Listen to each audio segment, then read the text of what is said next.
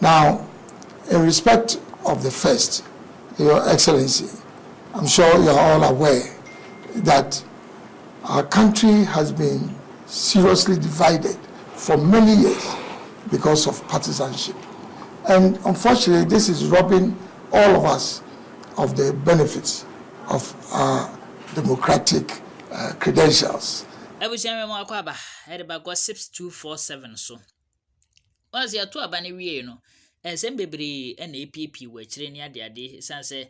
Dodona to abano edema yura John Dramani Mahama yoye Frankatuni edema NDC amanyukuno flag bearer edema NDC amanyukuno.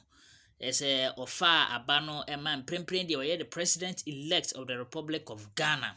Ya wohwe ni mu ese opepon bosomene de tosonson afi mpim no ene aduonu nom 7th January 2025 ye de ne besi adwa so se omampani e de ama o micron Ghana. Eno na chese woye ye meetings bi ni ade amanfo to ne nchia to no oh mana mo we ne be ya congratulations ni ade nsem bebre eno na nam so ema yewura Alan Kojo Kyeremanteng ya wono no eye Frankatuni edema the movement for change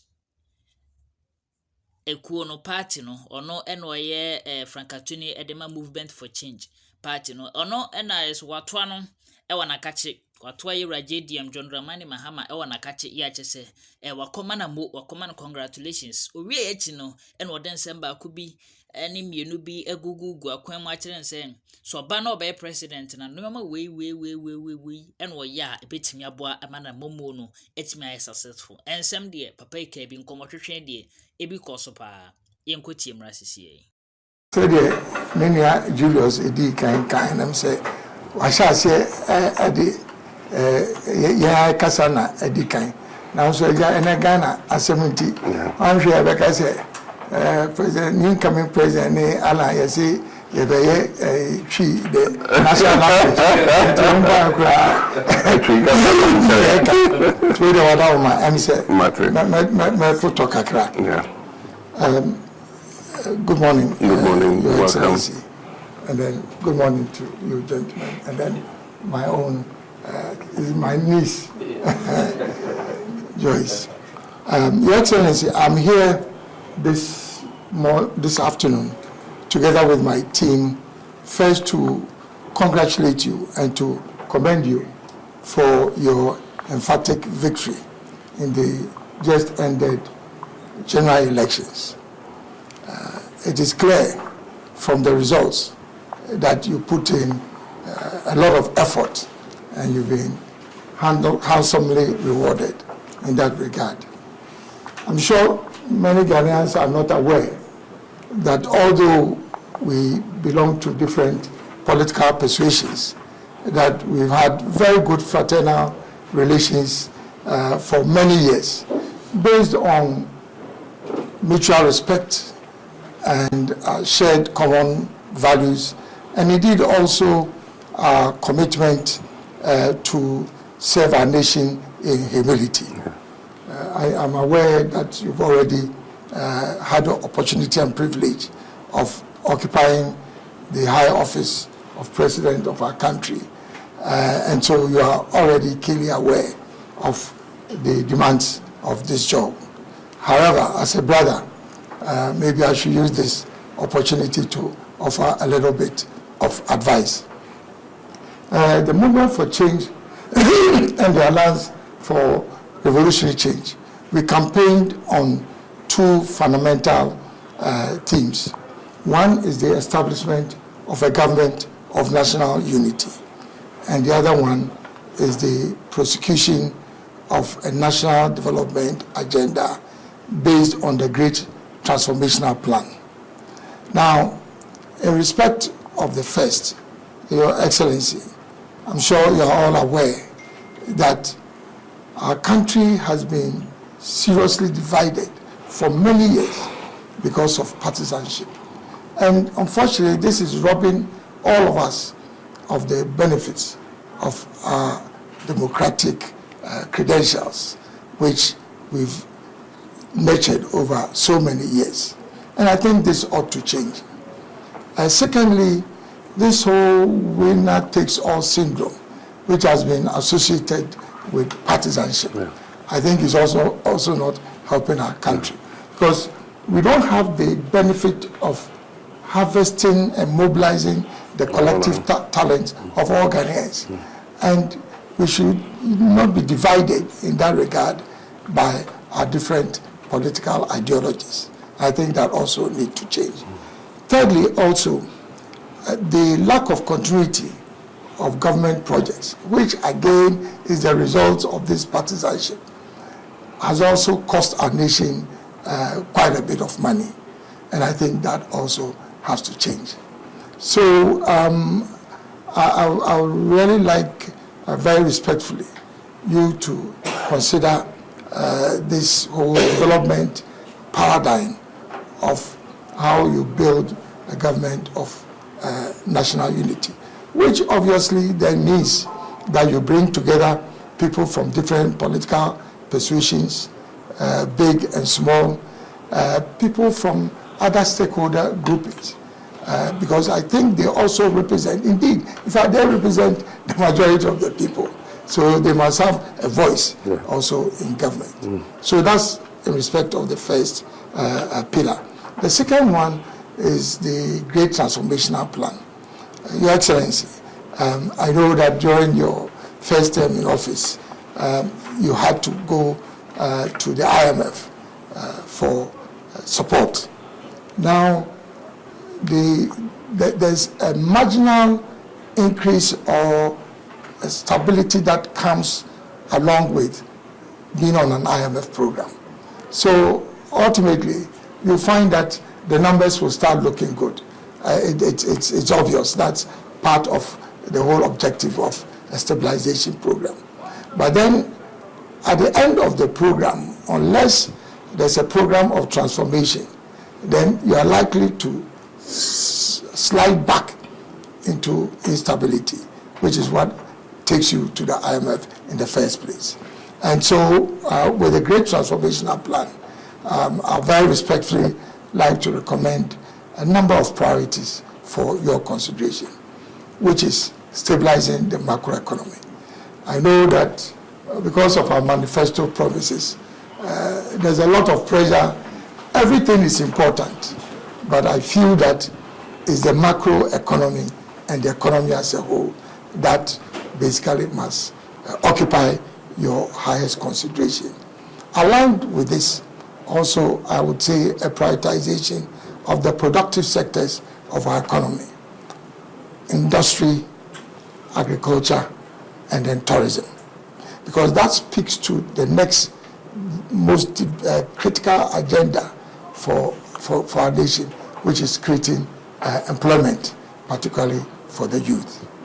Now, beyond this, also, I think, is the issue of corruption, which you've spoken about, and which robs us as a country of so much resources that we can channel into development. The next is constitutional reform. Constitutional reform that would enhance the quality of governance in our country. And I'm sure you're already aware of many of those areas that require reform. And last but not the least is the issue of Galamsey, which obviously is an existential threat. It's not just a question of those living in Galamsey communities. This is something that is going to affect all of us as Ghanaians. So, very respectfully, I think that these two development paradigms, I would recommend that you look at them quite seriously. And within the context of a government of national unity, we are prepared to provide all the support that is required for you to be able to implement both the agenda for transformation and also the government of national unity. Your Excellency, in conclusion, I think the greatest legacy you can leave for our country is to help build a peaceful, united, prosperous country which provides equal opportunity to all Ghanaians, irrespective of their political affiliation, ethnic or religious affiliation. we wish you very well together with your team. Thank you. And I think on that regard, I'd like to make a presentation of the great transformational plan to you. Yes. Thank you.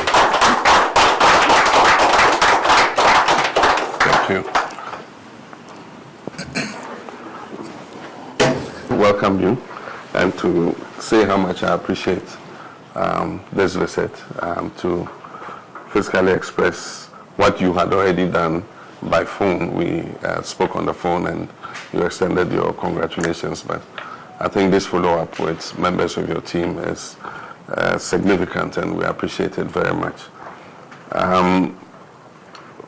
Like I said, the easy part is over, which is the campaign and the election. The difficult part now begins. And as our traditionally say, many heads are better than one.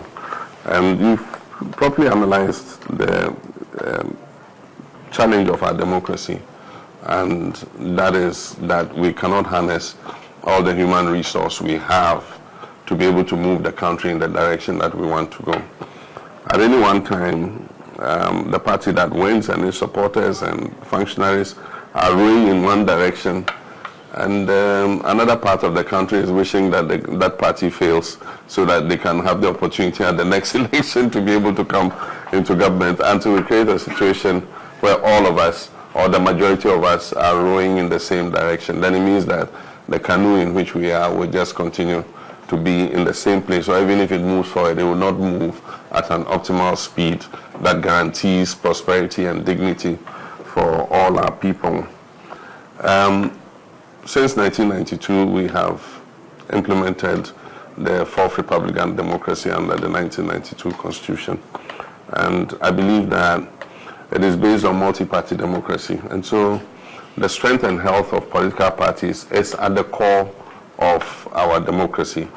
And so one would, even though we're opponents, wish that, the parties that are on the other side of the divide are healthy, and that, they also have their democratic systems working, and that they contribute their quota on whichever side of the divide, government or opposition, they contribute their quota to national development. So we can't be happy with the current situation in the NPP, and I hope that they'll quickly recover from this dramatic loss that they have suffered, and put their act together. We could see it coming, and I've been in politics long enough to realize that there was something wrong in the NPP.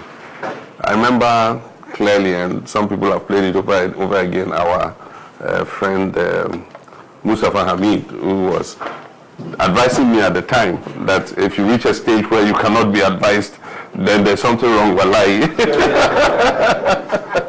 I think that unfortunately he didn't have that same advice for the leadership of his party, because it got to a point where democracy in the NPP really, was not what we've been used to and what we all knew, and so it was obvious that they had become tone deaf in terms of what was happening in the country. People's complaints and all that, I don't think that it really penetrated, because this was the easiest election to predict. They should have seen a loss coming. I saw Vice President Bawumia saying that they are disappointed because they had worked hard enough, and so they thought they were going to win. It was obvious that they were going to lose this election. That meant that they were not in tune with the reality on the ground.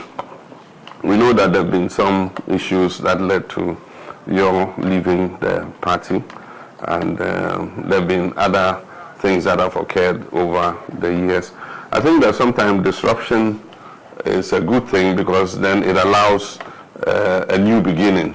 And so I think that all the strands that belong to that tradition, should find a way of putting the pieces together, reconciling, and seeing how the party can be rebuilt so that it continues to be a viable vehicle for sustaining our democracy.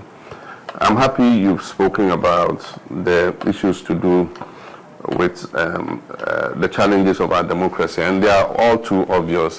You mentioned the winner takes all, And we have a system where certain vulnerable groups are not as well represented in our political system as they should be.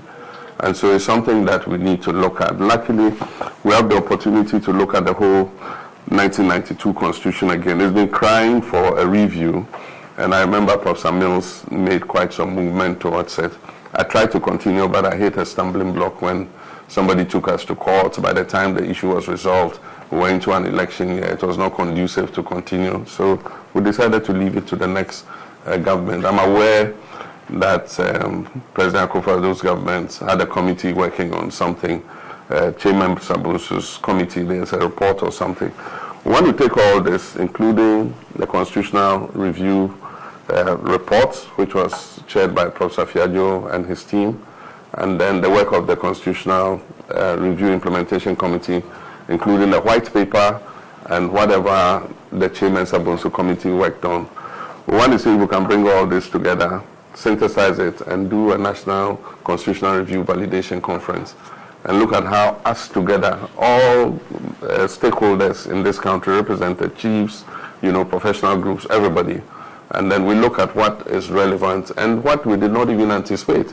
At the time we did a constitutional review, we didn't realize that a time will come where there will be an impasse between the Supreme Court and Parliament about vacancy of seats and all that. But these are things that come with practice of the Constitution. And so I believe that if we do this, then it will give us the opportunity to go even beyond and be able to do some amendments to the Constitution that would help take away this winner-takes-all thing. It will bring some more checks and Abuzianti say and Uncle Channel Echoes or Ha Gossips 247 me patch or subscribe like and share now for Franco and San Camedino e Bema 10 gram where radiation me Amansa Chiame Quejo Furi Amayina Chiame Bakupe Memamo Anisha Adishie.